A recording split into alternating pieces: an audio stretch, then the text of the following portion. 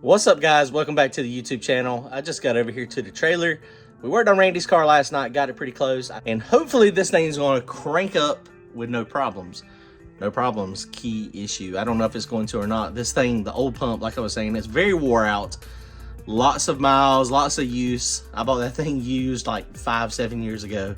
So it ain't owed me nothing. It don't owe me a thing. It's been a good pump. But those Precision 550s are like a garden hose. So a little bit of pressure and they pulse real quick, but they put a lot of fuel out there. So we may struggle. We may really be struggling. We're also, I can't remember. Milton said he thinks we did it, but I can't remember for sure. I don't remember if we ever verified timing with this motor. I've got my timing light here, so once I get this thing fired up and where it'll idle, we are going to verify timing just to make sure. And the car run really good mile per hour the other day, so I mean, I don't think it's off. But if it's a few degrees off, that could be one reason it's not spooling very good. So we'll check it out. All right, guys, comment, like, and subscribe. Let's get this thing going. Don't forget to go to turbojohnracing.com. Grab yourself some merchandise. And check this out, guys. We also now have the ability for you guys to buy t-shirts and merchandise right off of YouTube. You can see this under the store tab or under the comments. You'll see the merch there. This is a brand new shirt. Kelly designed it. It's awesome. Go check it out. Thanks, guys. All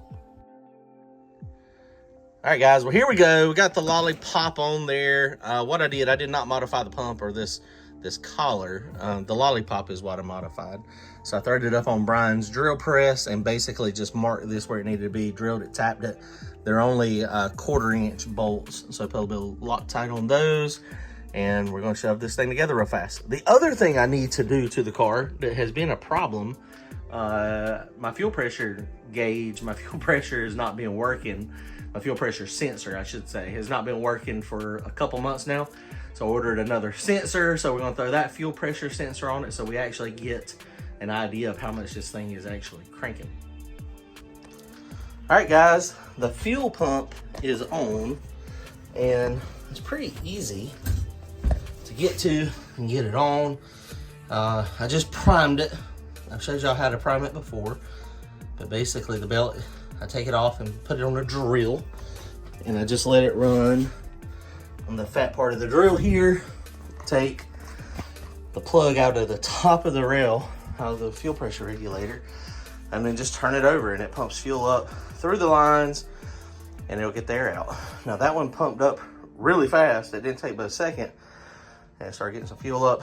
I put a new sensor in it. So hopefully this thing's gonna read good and do okay. Let's try to fire it up.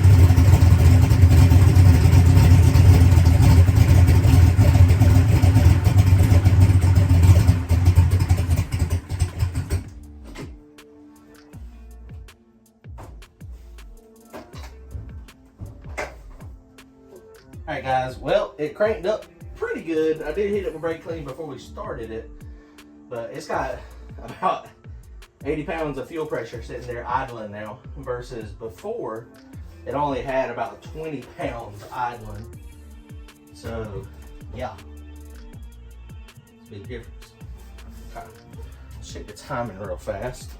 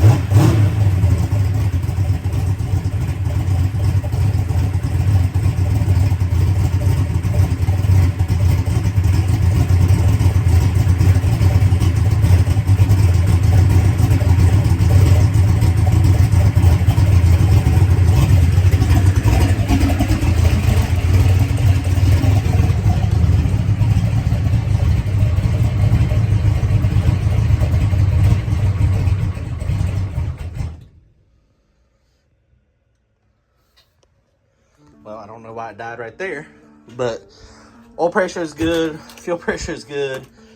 Those that have noticed, I'm an idiot for one thing.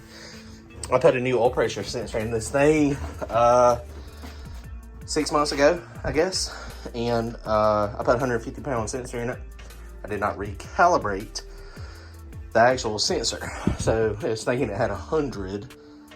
So that is why we got more oil pressure now. That's why we had 50 before. We actually had 70. So, all right, guys. Well, timing looks like it's pretty close. It's kind of hard to see. It's kind of hard to breathe in here in the trailer. But I guess we're done for tonight. We'll be at the track tomorrow trying to make some test passes. All right, guys. Whoo, God, this is strong. Comment, like, and subscribe. See y'all soon later.